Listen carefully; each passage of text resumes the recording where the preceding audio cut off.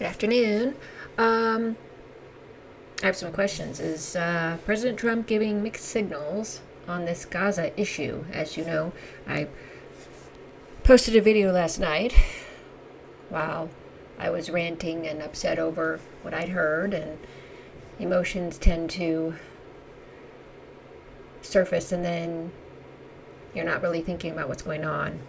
You're thinking in one way, and you're not giving yourself time to think of what was said. Now, according to my son, Trump's body language and his tone he wasn't really into this. He didn't really want to be involved in this, and okay, I can get that. His views were similar to what Dr. Gilbert Doctorow says here, an International Affairs Analyst, that I'm going to share with you in a minute. I have 2 sections to share with you on his thoughts of what's going on with Trump and his views on Gaza. So I'm going to play this first one for you. I think, as I said, that Mr. Trump's team have given signals to Tehran that they are ready to talk at it. Of course, not immediately, but in the near future, when things calm down a bit. I think that Mr. Netanyahu was bought off yesterday by these promises of America taking control of Gaza and turning it into a luxury resort. This is absolutely unfulfillable. I think most everybody, even Netanyahu, understands that.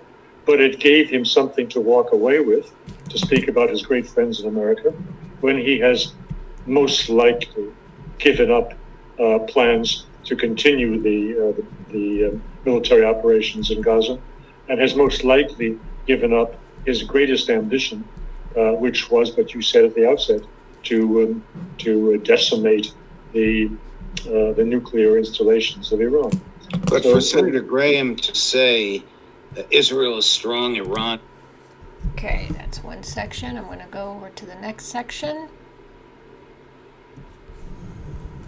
What he wants to say, even if it has no bearing on the real situation. So this is in line with his overall behavior. I'm going to play a clip of President Trump yesterday saying that the United States will own the Gaza Strip. Take a look at Prime Minister Netanyahu's body language. I don't even know if he knew ahead of time what President Trump was going to say. Chris, number 4. The U.S. will take over the Gaza Strip, and we will do a job with it, too.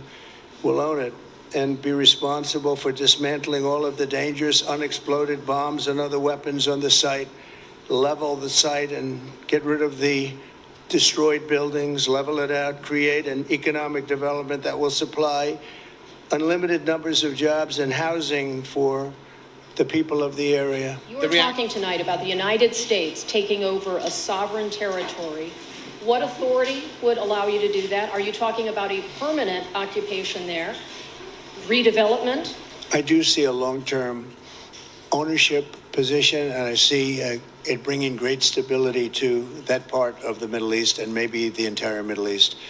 And everybody I've spoken to, this was not a decision made lightly. Everybody I've spoken to loves the idea of the United States owning that piece of land, developing and creating thousands of jobs with something that will be magnificent. I don't want to be cute. I don't want to be a wise guy, but the Riviera of the Middle East, this could be something that could be this could be so magnificent.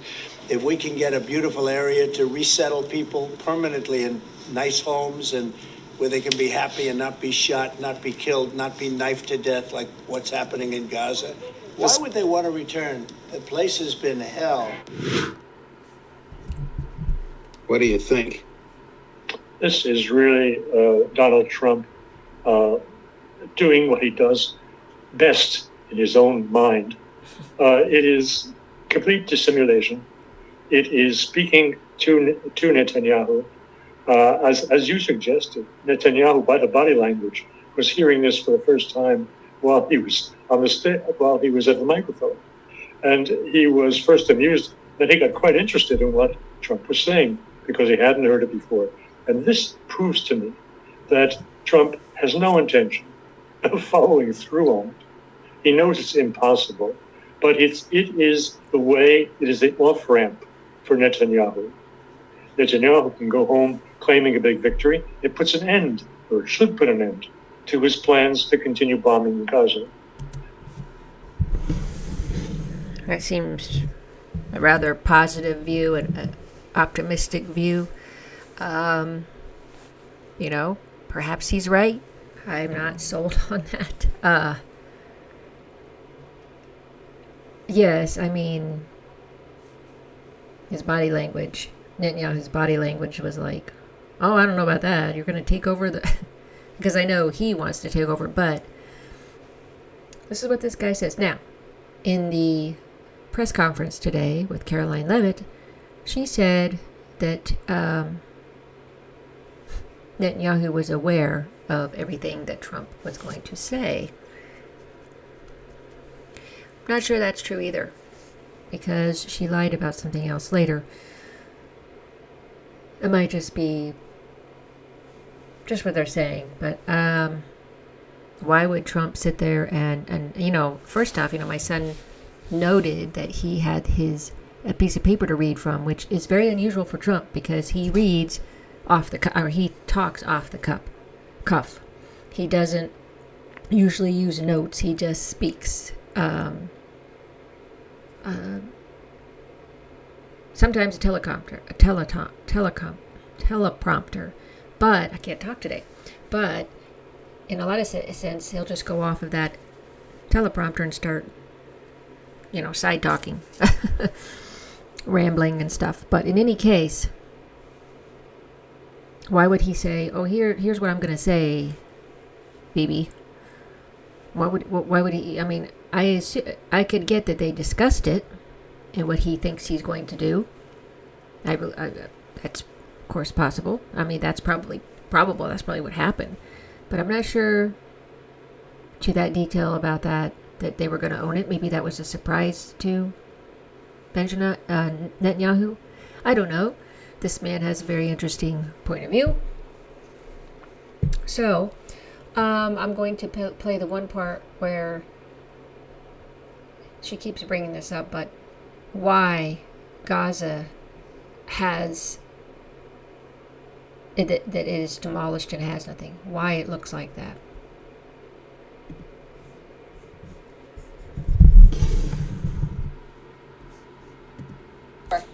Yes. The president and you here again today they're given the devastation. You think Palestinians have no choice but to leave Gaza and go elsewhere. But Palestinians say this is their home. They don't want to go. The president last night said he's willing to use the military if necessary. Is the U.S. prepared to remove Palestinians from Gaza by force? The president is prepared to rebuild Gaza for Palestinians and all people in the region, peace-loving people who want real economic development and opportunity in the region. This is a region that has been controlled by Iranian-backed terrorists, Hamas, who have brutalized not just Israelis but Palestinians too. It is because of Hamas that you see those images on that screen. And you see, she's saying it's Hamas is the reason why. Because she's going to go probably back to the 2023 October 7th attack and say, see, look what Hamas has done. This is why this has happened. Even though the counterattacks of the first attack are 100 times over the top on their revenge, which I never agree with revenge. I've always been against revenge. Iranian-backed Hamas. Well, who supported the creation of Hamas? Netanyahu and his ilk. They wanted something to be there so that they could never have a peace deal with Palestine. That's known. If you don't know that, I have an article on that, but it's not up right now. I'll bring it up in another video. Hopefully, so that you can see that. But it's true. And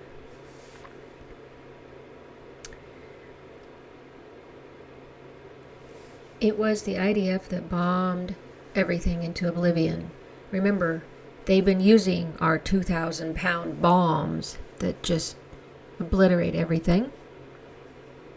Like, I think it's at like 38. You can usually, you get on around 30-some people that die in these type of bombs. And we kept giving it to them, and now he's going to do it again. I mean, through the Biden administration they did. Now Trump wants to keep sending that. Why is he sending that when...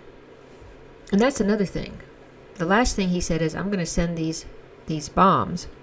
And now he's saying, oh, well, we're going to cease fire, we're going to clean it up. Then I assume these bombs are for something else. I'm pretty sure it was for... Hopefully it's not for the West Bank. In any case, the Israeli IDF were the ones that have destroyed Gaza. Hamas, and this is how it is in the Middle East. You have terrorists and you have dictators and you have people who are hardcore, and that's how the Middle East is. When Palestinians don't have anybody defending them at all. In fact,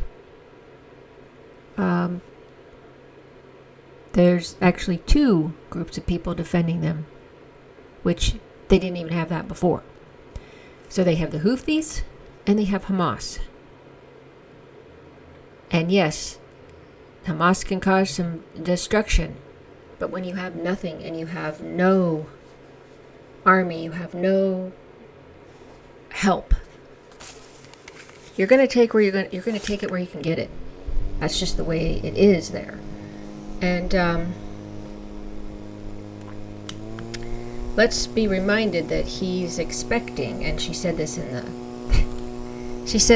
the video, in the press conference, that she's expecting that Trump is going to,